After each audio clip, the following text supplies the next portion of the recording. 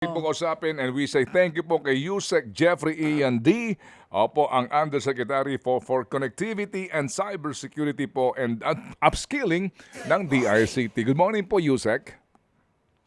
Magandang umaga, Manong Ted at BJ Chacha. Yusek, thank you so much for being on the show. Medyo madami-daming issues po tayo ngayon. Unahin po natin itong inaasahang pagdami ng cyber attacks dahil nga po na may kinalaman sa troll farms dahil po sa papalapit na eleksyon. Paano po ito ipinaghahandaan ng inyong ahensya?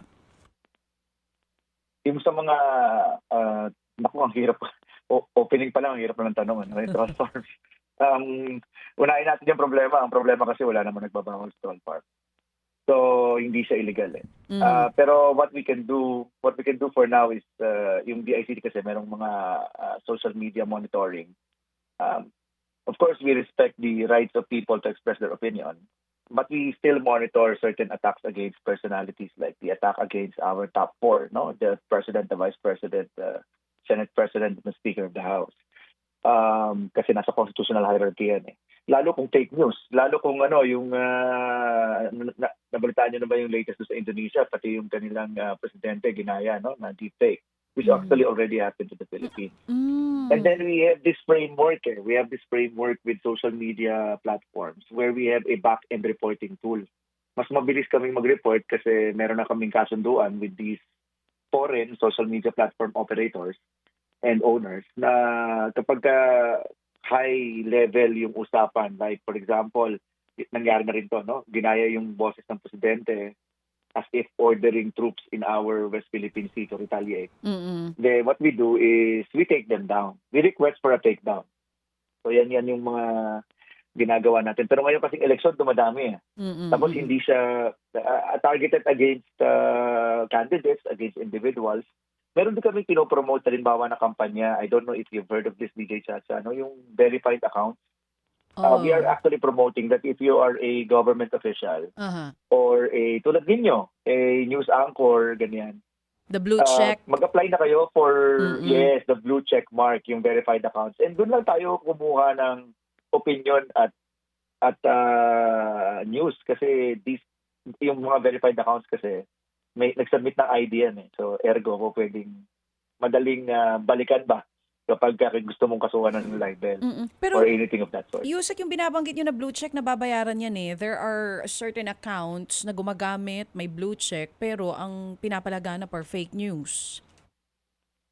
Yung mga ganyan, kinakailangan talagang i-report kay Meta, kay Facebook. Kasi minsan nga nakita ko pa yung sarili ko sa ad eh. Paid ad na nagbebenta ako ng Wi-Fi modem eh. And I told Meta nga, I think you should be able to, police your own system. Ito pong yung usapan tungkol sa sinasabi nyo nga kanina, yung pagdagsa ng troll farms dahil papalapit yung eleksyon, pero hindi natin siya ma-regulate dahil wala naman tayong batas na nagbabawal sa troll farms. Aside from pagdami ng troll farms, ano pa po yung isa sa mga tinitignan ninyo na dadami at lalaganap sa social media dahil ilang buwan na lang o ilang araw na nga lang po bagong eleksyon? Yung mga text blasters, mga IMSI catchers, kasi ang dali nilang nabibili. Marami na rin naman tayo nahuhuli sa tulong ng Cybercrime Investigation Coordinating Center, which is a agency attached to the DICT. Marami na tayo nahuhuli ng mga nagbebenta ng IMSI catcher. Also, the DICT will invest on equipment so that we can track yung location nila ng mga IMSI catchers at saka ng mga stingrays ang tawag din dyan. Some other term is stingray, para maiwasan na yung mga scam texts. Kasi dumadami yan sa panahon ng eleksyon, hindi lang to scam, but also to campaign. And I would like to remind the public that is actually illegal because you're using a frequency unregistered with the National Telecommunications Commission. So mere possession under the Radio Controls Act is actually a violation already. Mas madali tugunan yung problema dun sa text blasters kumpara sa problema po ng troll farms. Kasi pag sinabi nating troll farms, kaakibat po niyan is fake news. Dito sa naging pahayag po ni Presidential Communications Secretary J. Ruiz, kayo po ba isang-ayon na it's about time to regulate social media use, yung mga gumagamit po nito, kagaya ng pag-regulate sa TV, sa radyo at sa iba pang platforms? At pwede po bang gawin yun? Yes, DJ Chacha. Actually, nagkaroon ng TRICOM, sorry, that is the term now being used by Congress. But I think it pertains to 3 committees in Congress. Pinag-uusapan na yan, and they asked me also on the first day of that hearing. I said that I think it's about time that we regulate social media. But we should be careful about the term regulating. Ano? Ako sa akin kasi the way you regulate is not, you do not ban or you do not remove certain posts, but rather that you tag them. For example, kung alam mong AI yan o deepfake yan, lalagay mo, this video is deepfake or is AI generated. O kaya sabihin mo lang, this video has been copied and edited and seems to lack context. Mga ganong klase ng regulation. And tinanong nga rin ako sa Congress, what if we regulate? Do you have the technology to block them if there is a law to allow you to block them?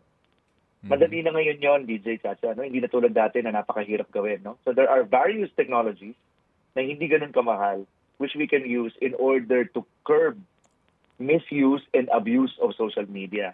I think we have an economic power, somewhat of an economic power against the social media as well, because there are various reports saying that if we are, if Facebook is a user, if Facebook is a nation, they are the 3rd largest nation. And of that nation, that theoretical 3rd largest nation in the world, tayo ay nasa top 5 sa number of users doon. So I think we can negotiate with Meta regarding a more responsible social media moderation. Paano ba yan, Yusek? Dito po sa inyong konsultasyon mismo sa gobyerno, no, hindi dito sa Kongreso, meron na ba kayong usapan yan? Ang mga pamamaraan para ho sa pinag-uusapang regulation, specifically po kasi dito ang ating pong gustuhong sawatain ay yung mga maling impormasyon at mga impormasyon po na nagbabanta, no, sa pambansang seguridad. Paano po itong inyong pinag-uusapan na to? Magandang tanong yan, Manong Ted. The first answer is wala kaming executive version. So wala kaming isang version ng social media regulation na pinag-usapan. Hindi tulad ng cybersecurity bill. Meron kami pinag-usapan na cybersecurity bill na sinasubmit namin sa Kongreso. So ngayon wala po. Yusek, di ho ba itong Facebook na ito, itong Meta na binabanggit nyo, itong operator po ng YouTube, di ba mga dayuhan ito sila? Tama. Apo, okay. Wala. At dagdagan ko na rin yung line of questioning mo, Kated. At karamihan sa kanila, pag tinanong mo, sasabihin nila, marketing office lang dito. Yung kanilang moderation, yung kanilang algorithm offices, wala rin sa Pilipinas. Yung nga po, no? So, paano yan? Kasi, una, alam po naman natin yung, yung freedom ng ating mga kababayan ngayon. Kasi iba ho itong domain na ito, iba itong medium na ito, no? Hindi ito pag-aari nga ng Estado at napakahirap kung sakasakaling paano mo sila ma-regulate, hindi mo naman pag-aari yung domain na yan, no? Yung medium na iyan. So, saang atake kumbaga dito? Anong mga kaisipan nyo dito, Yusek? Paano mo, although meron na pong provision sa cyber libel na mga ngayon, mga pinag-igting pa nakaparusahan sa libel pati po sa cyberspace. Yun ang alternatibo sa mga aggrieved parties. Pero yung totally pag alam mong klarong-klaro na panloloko na ito, pagmamanipula na ito, paano mo siya anong klaseng regulasyon kaya 'yon? Manong Ted, yung i-address ko lang yung sinasabi mo about cyber libel. Actually, that's very complicated. So, pwede sa ibang usapan natin yan gawin. Kasi sa US kasi walang libel. So, if you are going to file a MLAT or yung Mutual Legal Assistance Treaty para lang magkaroon ng kaso sa isang tao na gumawa ng bagay na yon na nasa US territory, hindi sa kanila hindi sa kanila criminal offense. So, it doesn't work that easily as if ginawa mo sa Pilipinas yung problema. And therein lies the problem. Kasi nga ito, social media platforms na ito is not in the Philippines. So, ang pinag-uusapan, nung tinatanong din ako niyan sa Kongreso, sinasabi natin, dapat una magkaroon ng office na isang legal representation dito. Not only for purposes of regulation, but also for purposes of taxation. Kasi may mga kinikita rin naman sila within the Philippine territory. That's the first one. So dapat, and this legal office should be made accountable. The same way that we have foreigners who are operating some of our critical infrastructures like power, water, etc. Ganoon din sa social media. Kailangan may opisina ka rito na may legal, yun yung magic word doon. May legal representation at kaya niyang managot. So pwede rin siyang makulong kapag may violation siya. That's the first one. Second one also, yun yung sinasabi ko, we should have the power to police. For example, Congress now asks the ICT, if we regulate, malaking if pa ito, Kated, if we regulate, do you have the power to police? Ito madali lang uli ito. Meron tayong mga computer systems that monitor them. And like I said kanina, if they violate, we can block. If ngayon we cannot. There is no law that allows us to block them. But if there is a regulation, masasaktan din ng kanilang Philippine revenues kasi we can impose sanctions like suspension. Like we can block them for a day or 2 days until they correct that particular issue that we were telling them. And then third, yung tungkol dun sa freedom of expression. This is my stand and sinabi ko rin naman to sa Congress. For example, may tumitira sa gobyerno na ang tawag sa kanya AMP satire. So sorry kung na-ano ko siya, na-plug, no? Pag tinignan mo sa Meta, puro AI yun. Ini-AI generate nila si Presidente, si Speaker, si Senate President, halo-halo na. So, ano ba yun? Is that a deep fake siya, pero is that fake news? Maliwanag naman sa post niya, sinabi niya, satire, this is AI generated. I'm using this as political humor or meme. I think in these particular cases, they can say, oh, okay lang yan. Kasi tinag mo naman eh. Yun yung forma ng regulation na gusto natin. We just want to inform the public na itong information na binigay mo, joke ito. Kasi minsan ang hirap ng alamin ano ba yung joke, ano yung totoo eh.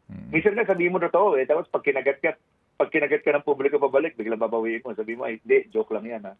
So nagiging irresponsible na rin yung mga tao sa pagbibigay ng komento sa social media. So that's the kind of regulation that we at least in the ICT are pushing. Oo, hanggang dun lang. Pero yung regulation na gagamit ka ng teknolohiya para i-block mo ang specific na account, YouTube man o sa Facebook, yun kinakailangan ng batas? Opo. Unless kaya natin gawin yon, pero alam nyo, Kated, kasi ngayon, pag ginamit mo ang cybercrime law, kailangan mo mag-apply ng warrant to disclose computer data. Para lang malaman mo kung kaninong account ba talaga yon. Kasi karamihan naman sa mga fake news peddler, nagtatago sa isang handle eh. O kaya kung anong pangalan eh. Yung sinasabi ko sa iyo, Kated, na na warrant to disclose computer data, sa pinakamabilis niyan, isang buwan. Tapos na yung nag-viral na yung news. Oo, tapos na yung damage, no? Nagawa na yung damage. Kumbaga. Nagawa na kasi isa o 2 araw lang magba-viral ka na. So sa sitwasyon ngayon, practically wala talagang magagawa ang estado, ang gobyerno at sino man para sawatain itong mga sumusulpot na mga accounts na ito para lamang manira ng specific na tao o manira ng kung sino man gamit po itong mga medium na ito. Yan ang sitwasyon natin ngayon. Yes. Hindi naman sa wala, no? There are, si NBI at saka si PNP, may mga nakasuhan sila ng cyber libel. It does take time. No? It takes about 8 months to build the case or 6 months to build the case. So may nagagawa naman tayo. Pero tama, yun yung point lang naman. Yun yung point ko naman. Ano? May nagagawa tayo, pero post facto ito. Ibig sabihin, nagawa mo na nga yung damage. Hindi siya preventive, kumbaga. Oo. Yung Meta na ito, tama ba? Ito ang may-ari ng Facebook? Operated Sila ng operator, Facebook, ito? yes. Kasamang Instagram. Pero si Meta, hindi lang Facebook. Pati Si Mark Instagram, Zuckerberg. saka Thread. Oo. Pero may mga reklamo din sa kanila na sila nagkukusa mag-take down ng mga accounts. Pero yung mga accounts na iyon, mga accounts ng oposisyon ng Na hindi pabor sa kanila. Merong mga ganon. Mga ganon. So, kumbaga, ang pinaka-powerful dito, kung sino ang nasa web, ay yung mga may platform na ito. Ang may control dito, ganon yun. Alam nyo, Kated, tsaka DJ Chacha, hindi ko na-expound yan. Una, sabihin ko, sumasang-ayon ako sa inyo at tama kayo. Hindi ko na-expound yan kasi isang buong taong hearing yan na ginawa sa European Union at saka sa Estados Unidos. kahit sa loob ng US, nagiging problema talaga yan. They are a close to $1 trillion company. And they are very powerful. No? Oo. So, you're right. No? We have this problem. And kung meron man silang holy grail, susunod naman sila eh. Alam mo, in the end, they're businessmen, susunod sila. Pero meron silang tinatawag na holy grail. Hindi mo makayang pasunurin. And that is the algorithm that they use. If you will notice, even in the European Union and in the US, they never disclose the code that they use, the algorithm that they use to influence your viewing patterns and your viewing behavior. So yun talaga, hindi natin tama ka eh. Hindi nila ayaw nilang ipagalaw, ayaw nilang ibigay. Pero susunod naman daw sila. Kung may legal proceeding at gusto mong kasuhan ng isang nag-post, they will provide you information provided a court order was given. So, iyan naman talaga yung ating, paano ko ba sabihin yun? Conflict area. Ito bang nagbabayad ba ito ng tax sa Pilipinas? Itong sila YouTube, sila Facebook na ito? Yes, for their own local influencers. Nakahabol naman yan ng BIR. And then they, withholding tax. Automatic yung withholding tax. Hindi, parang nga doon sa mga lantad na mga influencers o yung mga individual na mga Pilipino na gumagamit ng kanilang medium pero sila mismo as a commercial entity operating in the Philippines. Let me check that, Kated. Baka mas maganda ang impormasyon ni BIR tungkol dyan. That one I'm not sure pa.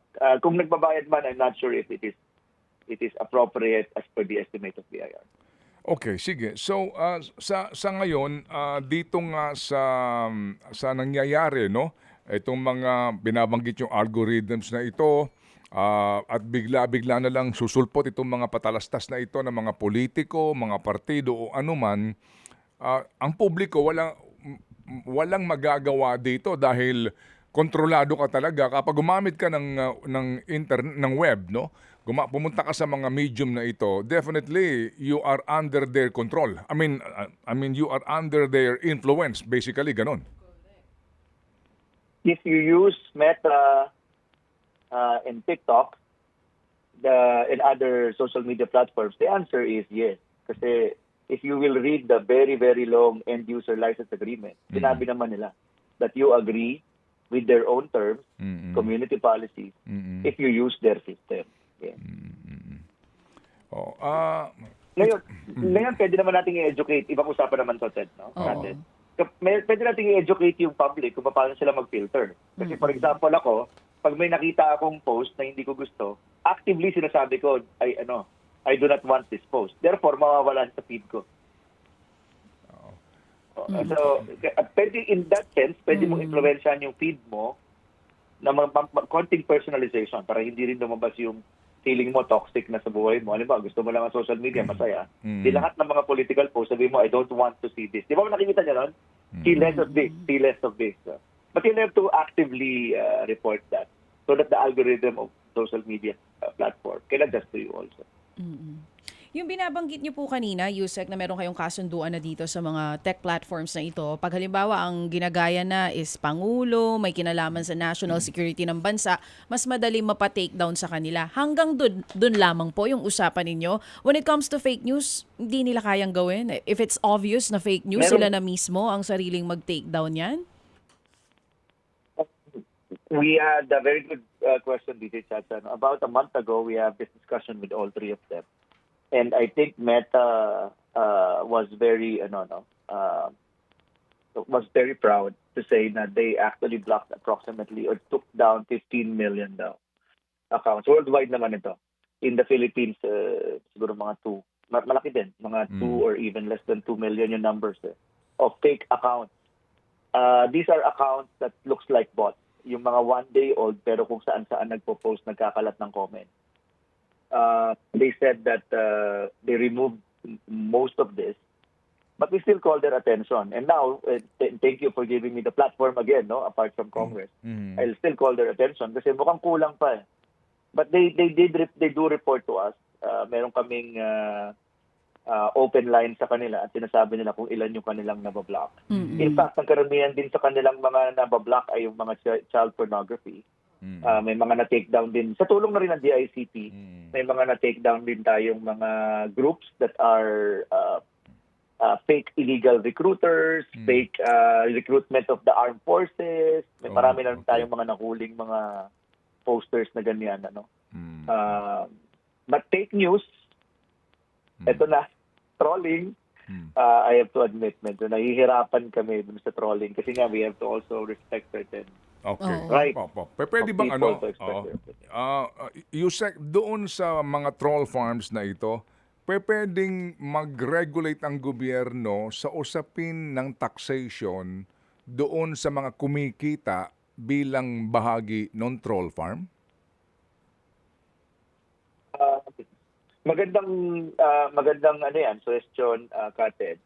Pero I don't think kailangan ng regulation. I mean, I think if you are a business entity engaged in a business, then you're supposed to pay taxes.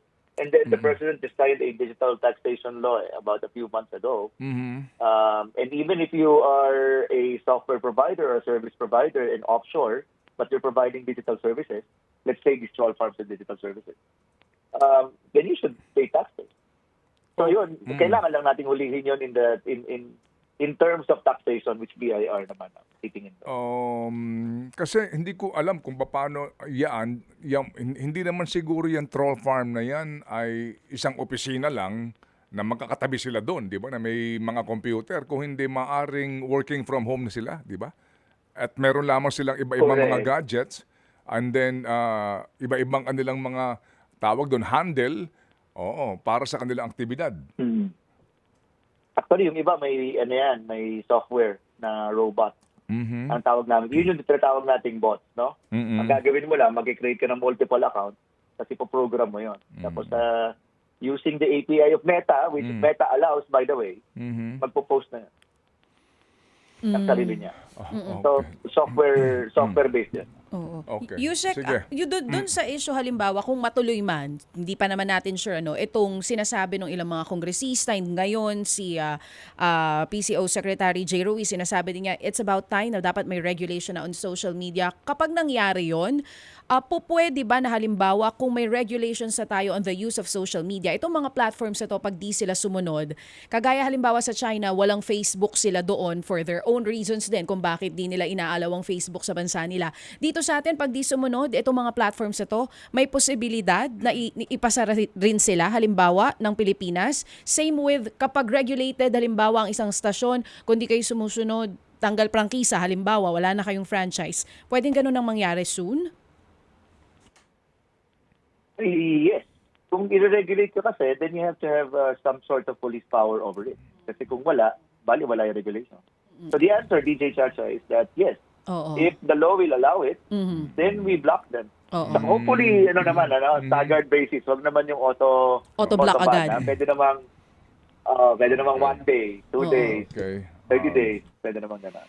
Okay, so well, again, this is this is open for discussion and debate, no, itong mga panukalang ito. Pero sabi nga, napaka slippery slope daw po yung issue niyan. Anyway, sige po, sa Yusek na lang pahabol. Ano ang defect dito sa SIM registration law na ngayon mukhang hindi pa rin siya nasasawata totally. Itong gumagamit ng mga rehistradong SIM card ng mga telcos at nakakapag-attempt pa rin ng scam. Yes. Kated, yung sa SIM card registration, we're actually talking to the telcos, the ICT. Kasi natapos na yung audit ng opisina ni Yusek David Almerol. At ang primary findings kasi dyan is that hindi nagkakaroon ng cross-referencing sa isang authenticated database. For short, i-limanize ko lang tinatanggap nila kahit anong ID, kahit di mo kamukha. At nag-aalaw sila ng proxy registration. Ibig sabihin yung nagbebenta, nagre-register, pero hindi nililipat doon sa binentahan. So yun yung mga nakikita nating loopholes dito. That we have to talk to, under the law, ang registration database is actually nandoon sa sa telcos. So we'll have to talk to them kasi may national ID na naman. And we're willing to expose the API. Expose the API lang, not give them the data. Para ma-cross-reference nila, halimbawa yung facial recognition software nila, Okay. mag-cross-reference dun sa ating national ID. Oh, so kumbaga dito ngayon sa baka malabo na ito sa 19th Congress, definitely there must be some amendments dito sa kasalukuyang batas na naman. I think hindi siya amendment. I think an IRR would be Kakayanin? able to resolve that. Kakayanin So we'll just have sa kakayanin ng IRR na lang. yes. Yes, O- IRR. o kaya kahit na walang IRR, pagkukusa ng telcos. Magandang panawagan din yan, Katen. Mm. Pero kinakausap namin sila actively Okay. about it. Okay, sige. So salamat na marami, Yusek, dito sa ating pag-uusap na ito. Maganda ito at yung mga nakikinig sa atin, nagkakaroon din ng karagdagang informasyon nga dito sa cyberspace ngayon. At, sorry pero sabi mo nga, toxic din ito. Sa mga araw na hinaharap natin almost every day, at merong nga mga pagkakataon din na yung pagiging toxic nito ay nagbibigay ng depresyon sa ibang mga tao. Anxiety, totoo Oo, yan. at yung iba Yes. Yeah. Kaya ng dahilan, but talagang ako, actually I was one of those who are very early on. Mga last year pa, sinabi ko, I think we really need to regulate social media. Kasi may mga post inviting suicide. May mga post inviting self-injury. Yung mga tumatalon sa beer case. Naalala niyo yun? Yung blackout challenge na magsusuicide ka pero dapat buhay ka. Nasa TikTok yun dati. So I really was calling for social media regulation even as early as last year. Oo, and itong teknolohiyang ito is so dangerous, 'di ba? Ito'y gift of technology but so dangerous if you use it without rhyme, heart, and reason. Yes, I agree. Katen. Okay, sige. So Yusek, Totally. muli kami tatawag sa iyo para pag-usapan ba itong isyong ito para maging bahagi din ng aming programa, ang aming himpilan sa pagpapakalat, pagpapalaganap ng totoo at dapat nga ng informasyon na malaman ng ating mga kababayan. Maraming salamat sa atin. Maraming salamat sa True FM. Thank you. DICT Yusek. FM. Jeffrey Ian D.